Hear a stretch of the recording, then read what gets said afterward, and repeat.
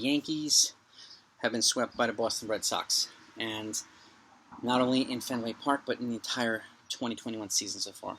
Boston swept them in the Bronx. Boston's now swept them in Fenway, with some old Yankees beating this Yankee team like Eovaldi and Adam Ottavino several times, and the offense not really doing much.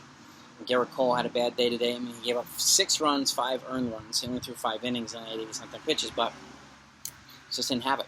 And I give him more margin of error than everybody else because he's still, after today, he still has a 2.6 ERA and he's still 8-4. So he still has a chance to win 20 games this season with either just under a 3 ERA. So that's an ace level season anyway, and he's bound to have a stinker every now and then. With the rest of the rotation, too many stinkers, not enough innings, inconsistency. I would like to see a little bit more consistency from Jordan Montgomery because he's been the best of the worst, I should say. And like I said, we've gone over this numerous times. Kluber, Taillon, and Severino. You have 3 guys coming back into a full season that were supposed to come back, and one of which is here. Two of them were here. One of them's down, and the other one hasn't come back yet because he had a setback on his rehab back. So whatever we expect from them is what we expect from them. But the reality is they're not going to be able to throw a full season. It would be ridiculous to expect that of them. Even 150, 160 innings. I don't know why anybody would expect that after almost a 2-year layoff. And so this exemplifies the Yankees' need for more starting pitching. And why they're calling up guys like Brooks Kriske instead of giving a young, flamethrower like Luis Gil or something like that, or some of these other guys, Luis Medina.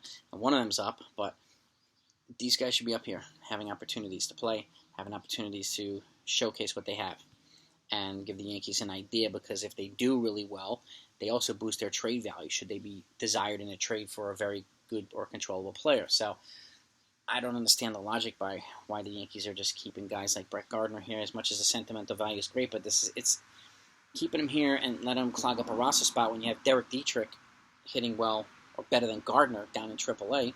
Yeah, we still have Derek Dietrich. We still have Greg Allen, a versatile switch-hitting outfielder.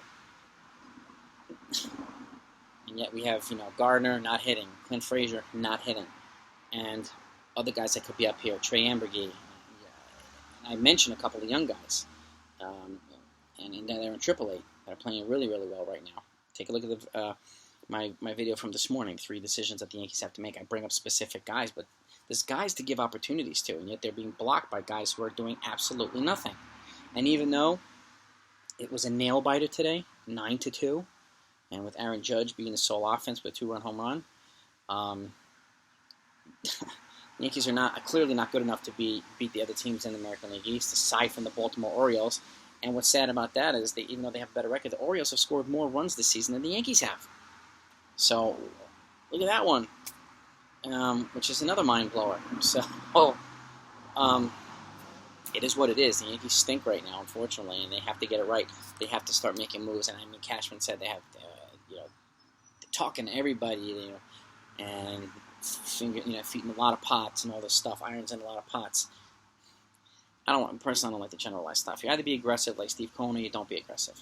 Okay, and and I know he likes to wait people out and stuff like that, but he's never been an ace at the MLB Trade Deadline. He's been better in the offseason with his blockbuster trades. And the Yankees don't necessarily need a blockbuster trade. They need 3 or 4 good trades, 3 or 4 solid trades, and maybe 2 or 3 solid call-ups to give these guys opportunities, because the Yankees offense they're not built to win. They're not built to be tops in the American League East. They might have been 3 years ago, but that's 3 years ago. It's not now. Guys are older. Guys are not better. So, and again, we need more pitching behind Garrett Cole, more reliable pitching, consistent pitching.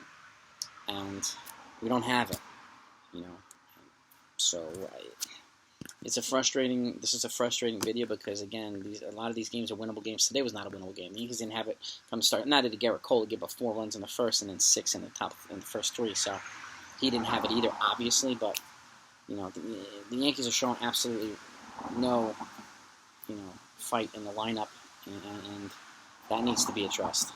And we have the Angels coming to town now, so we'll see how they do there. The Shohei Ohtani show, even though Trout's out, they still have a lot of other guys in that lineup that are really good. and a lot of good left-handers too, who are going to probably feast on the short right field porch.